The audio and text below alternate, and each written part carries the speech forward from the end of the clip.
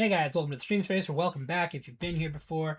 We are here with another gaming pickup video. This is the fourth back-to-back filming that we've done just to get caught up on our gaming pickup videos for this year. So we got a nice pile of games here.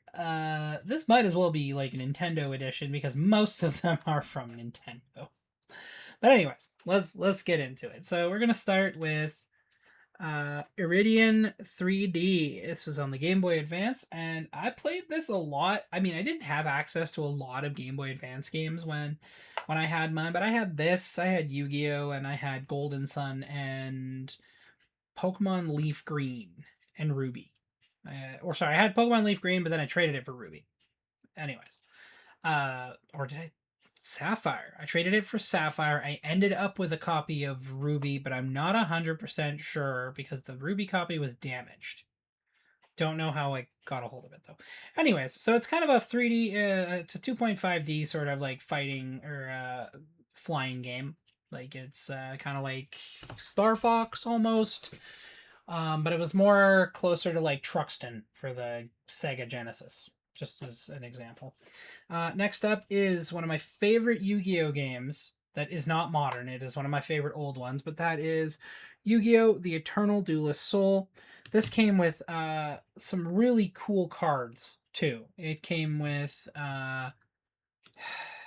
Searu, which is a pink like dragon that had similar stats to Dark Magician, and a couple other cards that I just can't remember off the top of my head. But that one sticks out because I mean he looked really cool. Anyways, so those are the Game Boy games that we got. We found those both at Video Game Trader. They don't really have a sticker on them saying as much, but next up is kind of a big one, and it's actually we just did a first impressions video on this game. So if you guys want to check out what this game is like, so you know what you're jumping into, 007 First Light. Earn the number. Anyways, so you start off as a young air crewman named James Bond, and he is not a trained agent yet. He is barely capable of what he was there to do because he was still in training for that role as well. So it's a cool origin story. I'm enjoying it. It's as he joins MI6, meets M, Moneypenny, Q, all of them, and it gets established as a where he is in his career, and he's just getting started, and it's really cool. You get the ability to even use his watch, and you can use it to like trank people or hack stuff, kind of Watchdog style almost, which is awesome. It's from the people that made Hitman, World of Assassination, and I believe Absolution. So really good Hitman games, and it's the same guys behind this. So I got the specialist edition off of Amazon. I also have the controller to go with it. Basically, you get a couple free things with it if you get it through them instead of buying the physical like in-store copy. These ones are going to be weird. These next ones are going to be weird because it's technically not like a new purchase for me. I already had them, but I sold a piece of the set and then I had to buy them again to get it back. So that is DJ Hero 2 and DJ Hero 1. We got the whole bundle for $40 with the DJ table and the dongle. And the reason I had to buy it is because I sold the dongle to a client who was already on the way because I thought that the Guitar Hero 3 dongle worked on the same thing, and it turned out it did not. So we got these. And we got a new table, so we got a new DJ table and a new dongle. Problem is you need one dongle per table. Anyways, so obviously kind of riding the high of rhythm games of the 2010s, where you could, you play a famous song and you get to feel like you're the one that's actually playing it. These are fun. It's definitely a different type of learning curve compared to Guitar Hero because the controller is completely different, but it is still kind of cool. Right, it is kind of cool to do some music mixing, and if I'm not mistaken, you can do some actual like music mixing with the music that's actually there. You can create beats and stuff. So I mean, I'd have to double check that. I'm not sure if that's a 2 or a 1 feature, but moving on. So this is where this kind of becomes Nintendo Switch edition. Anyways, Final Fantasy IX remaster. I've never played Final Fantasy IX, so it's kind of part of my quest of completing the entire set on a single system. So we've actually, with this, and the twin pack, we've done that. So can't complain. Can't complain. I wouldn't buy it digitally. I wanted an actual physical copy if I was going to be paying $50. Um, Next up is, we're going to try and do this in order, somewhat in order. The Final Fantasy 7 and 8 twin pack. We did own remaster. Right? We did play Final Fantasy 8 remastered, and we just finished disc 1, if you were to count progress the old way it was. Excuse me. And obviously Final Fantasy 7, which we are playing the actual disc copy of the game for our stream. We're doing for the throwback, and I don't want to reset my progress again. If I dive back in, it'll be from exactly where I left off. Final Fantasy 10 and 10-2. This kind of a divisive, like 10-2 is divisive. Some people like it, some people hate it. I loved it. I love being able to work on all the different classes and all the different dress spheres you could get to change their abilities, and then you had, I mean, just the different costumes for each character look freaking cool. It was so cool to have some customization there and being able to choose like a different job for every character, which is kind of like a callback to like the original 2 games, right, where the job system was introduced. Final Fantasy 10 and 10-2. 10 is one of the first Final Fantasies I ever finished.